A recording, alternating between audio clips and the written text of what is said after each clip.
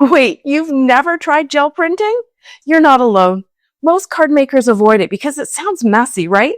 Complicated, like it belongs in an art journal, not on your clean, crisp birthday card. And that's exactly what I thought until I tried it this way. Today, I'm showing you how to break into gel printing using just the ink pads you already own and cardstock you already use. No paint, no chaos. And yes, we're still going to get texture, blends, and layers that you just can't get with stamping or stenciling. And I'm also putting Justine's latest pattern paper hack to the test to actually use some of these prints on cards. Let's get started. So let's ease into this and do a comparison experiment. How does gel printing with inks compare with swinking? If you don't know what swinking is, it's just a funny word that my friend Laurel invented when she was talking about swiping ink onto cardstock.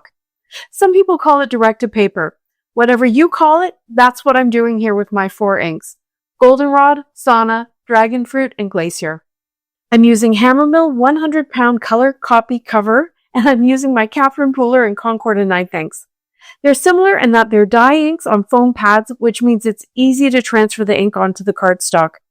This is how I make my cardstock that I use for mats and for die-cut sentiments. I generally don't keep colored cardstock on hand. I just make my own. That means it always matches my stamping or stenciling, and it means I don't have to purchase a lot of colors and then try and keep track of all the scraps. These inks smooth out as they dry, and the color will dry back a little as well, and I'll show you that in a second. So let's start moving towards gel printing. But first, maybe we should start right at the beginning. Gel printing is a technique where you put ink or paint onto a gel plate, which is a soft, flexible printing surface. Then you apply acrylic paint or ink to the plate, manipulate it with tools or textures, and then transfer the design onto paper by pressing the paper down. We're going to do all of that, but we're going to take it step by step. First, let's see what happens when we use a brayer to apply ink to a cardstock. I've got my Sauna ink here and a 4-inch brayer. I'm rolling one way, then picking up the brayer and rolling it the same way again. If you put the brayer down and just roll it back and forth, you may not get ink on the whole surface of the roller. When I apply the ink to my cardstock, it's really patchy. You can even see the edges of the ink pad in there. These are not bad things, it's just a look. I continue to put more ink on the brayer and roll it off onto the cardstock, moving the direction from horizontal to vertical until I got the coverage that I think looks good. It's actually quite pretty, kind of marbly, and those dots that you're seeing are because there's a die-cut dot stuck to my brayer. I removed that and then I went in with the Glacier ink and did the same thing. Even though I've worked with my inks and gel printing before, I was reminding through this card making session that ink behaves quite differently on the brayer than paint, and it stays wet, so I needed to clean the brayer off quite a bit. I used baby wipes because they were handy, but you can have a wet towel nearby. My next experiment was to use my grip mat as a gel plate. The grip mat is like a big photopolymer stamp, and it's not as thick or as squishy as a gel plate, but it's more likely you'll have one of these on hands. So let's see how that looks. I started with goldenrod. This time I pressed the ink right onto the grip mat, and then I used my brayer to spread the ink a little bit before pressing my cardstock into it. This is a pretty panel, but it's obviously a mix of the yellow and the blue, which is not what I intended. But I do like it, and there's still ink on the brayer, so I put that onto the grip mat, and I picked that up with the cardstock, and that just adds a layer and deepens the color. I added more yellow ink to the grip mat to just try and change the tone of the print, and I picked that up 2 times. Remember, I'm just trying to get the ink that's still wet on the brayer onto the cardstock. This is actually one of the things that I like most about gel printing. Each print is unique. But when I moved to the Dragonfruit, I made sure everything was super clean, even with stamp cleaner, to try and get a more pure color print this time. I rolled the brayer in the stamp cleaner as well to help clean off the brayer, and I wiped it all off with the baby wipe, and also for the brayer, I used my thumb to roll the roller to be sure that I'm cleaning off the whole surface. I put the Dragonfruit ink down on the grip mat, and then I brayed that out and put my cardstock down. So this time I'm getting purer color. You can see that it's lighter than the actual ink pad, and there's texture there, but again, it's pretty. I rolled out the excess ink from the brayer, and then I just layered it up again until I was happy with the coverage. Next, I finally got out my actual gel plate. Now usually I would use my 5x7 plate, but it's stained from using alcohol inks on it, and that'll make it hard for you to see what I'm doing, so I'm going to use my 8x10 inch plate. There are little flecks of navy paint on this, but you'll see better what I'm doing. This time I started with Dragonfruit, and I put the ink onto the gel plate and rolled it out. With a big plate like this, you can do full sheets of cardstock, but I'm sticking with my card fronts and just putting ink onto an area about that size. So right away, you can see there's better coverage and it's smoother too, although there's still some texture because the ink bubbles up a little bit on the plate.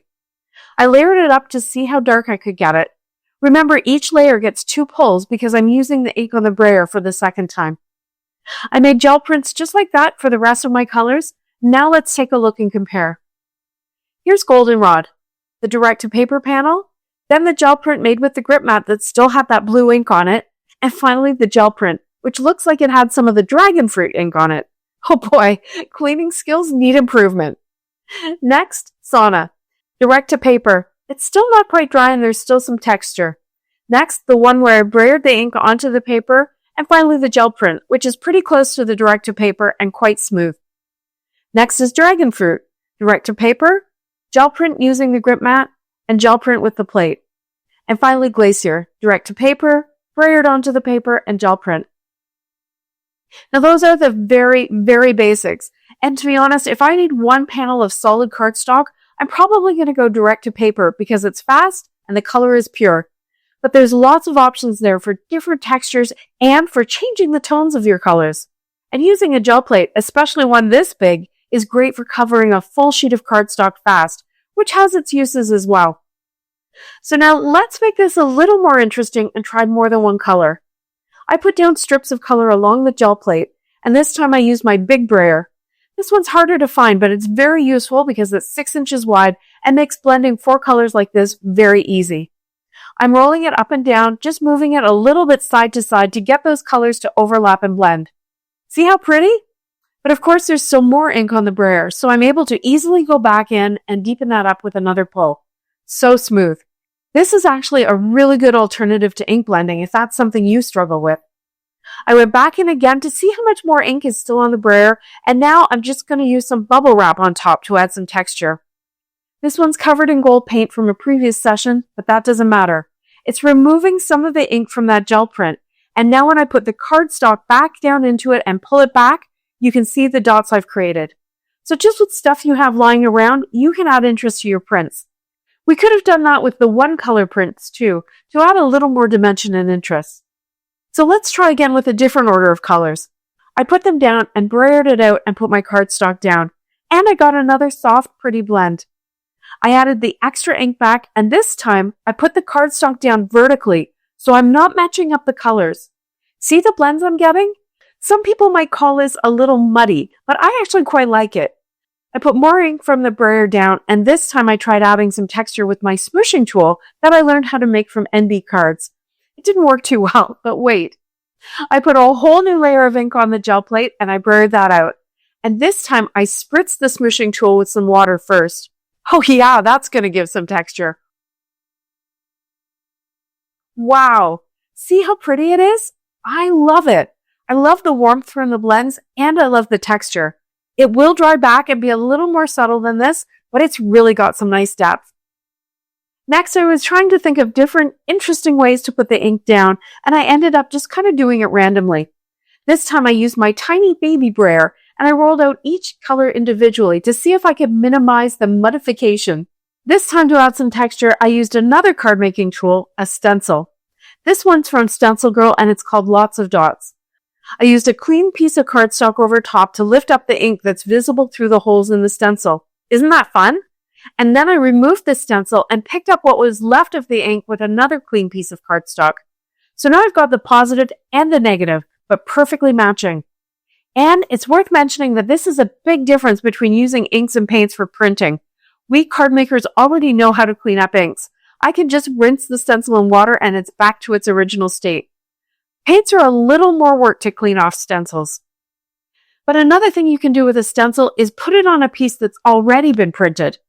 This time I'm going for a monochrome look, so I put goldenrod all over the plate. Oops, looks like I didn't even brayer it out this time. And I put that peachy panel down. This will give me more yellow on that panel and change the tone a little bit. And I've still got the rest of the ink there, so I put that on another goldenrod panel for more of a tone-on-tone look. If you don't have a stencil, you could use a stamp. I'm not going to show you how I made this background because I don't like how it turned out. I tried something I've done before, but it just didn't work this time. But now I've added ink back to the gel plate and rolled it out with the brayer, and then I put a background stamp down on it. I can pick up the pattern on my badly blended panel, and that actually improves it a little bit. But now there's ink on that stamp. The gel plate has actually acted almost like a big ink pad and inked up the stamp. I wasn't sure how quickly it might have dried, so I spritzed the stamp very lightly with some water before I pressed it onto the cardstock on the gel plate. And now I've got a multicolored print of that pretty pattern. So now here's a look at all the panels I made today. See how fast that went?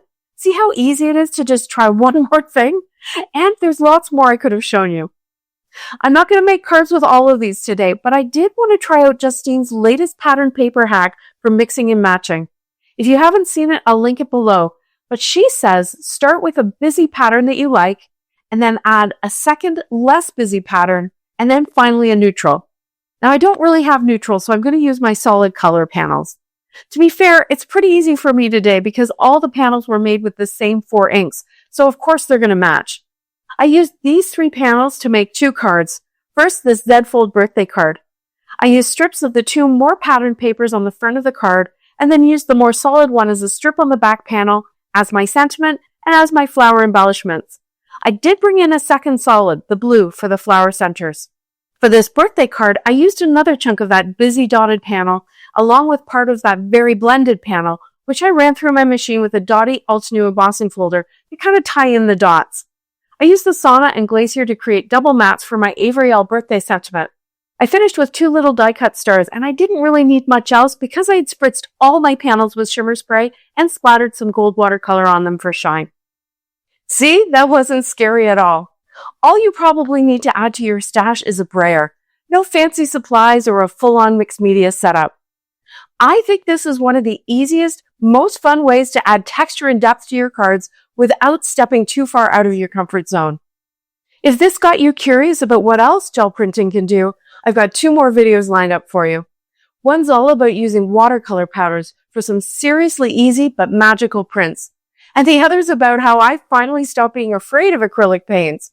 They're not as intimidating as you might think. I've linked them both here for you so you can keep exploring.